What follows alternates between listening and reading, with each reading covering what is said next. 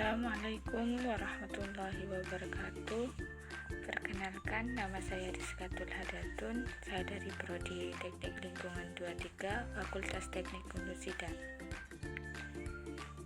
Di sini saya akan menjelaskan irigasi bendungan Serut Blitar.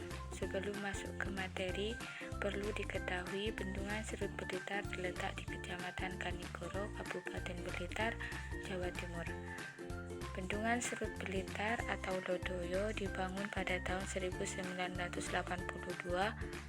Bendungan ini bertipe bendungan gerak, memiliki kapasitas tampungan efektif 5,0 kali 106 meter kubik dengan luas daerah genangan 0,94 km kuadrat. Bendungan Serut Blitar merupakan infrastruktur penting yang menyediakan air irigasi bagi lahan pertanian di sekitarnya. Bendungan ini menjadi sumber kehidupan bagi masyarakat sekitar dan memainkan peran vital dalam pengairan tanaman pangan. Tujuan dan fungsi bendungan. Tujuan dari fungsi bendungan ada 3, yaitu penyediaan air irigasi, pengendalian banjir, dan pemanfaatan energi. Dalam bendungan Serut Blitar berfungsi sebagai tempat penampungan air yang kemudian didistribusikan melalui saluran irigasi untuk pengairan lahan pertanian. Sistem saluran irigasi. Sistem saluran irigasi terdiri dari 3 sistem, yaitu saluran utama, saluran sekunder, dan saluran tersier. Kita bahas saluran utama. Saluran irigasi utama yang besar membawa air dari bendungan ke daerah persawahan. Jenis-jenis saluran irigasi: saluran terbuka, saluran tertutup, saluran beton, dan saluran tanah. Proses pengairan lahan pertanian. Pembagian air. Air dialirkan dari bendungan ke saluran-saluran irigasi berdasarkan jadwal dan pembagian yang ditentukan. 2. Pengaliran ke petak. Air dari saluran irigasi dialirkan ke petak-petak sawah melalui pintu air dan saluran tersier. Penyerapan air. Air diserap oleh tanah dan akar tanaman untuk memenuhi kebutuhan pertumbuhan tanaman pangan. Pemeliharaan saluran irigasi. Pembersihan.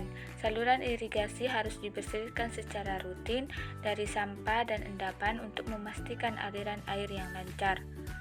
Perbaikan. Kerusakan pada saluran irigasi harus segera diperbaiki untuk mencegah kebocoran dan inefisiensi. Pemeliharaan rutin. Pekerjaan rutin seperti pengecatan dan pengecekan struktur harus dilakukan untuk menjaga kondisi saluran irigasi. Peran masyarakat dalam pengelolaan irigasi.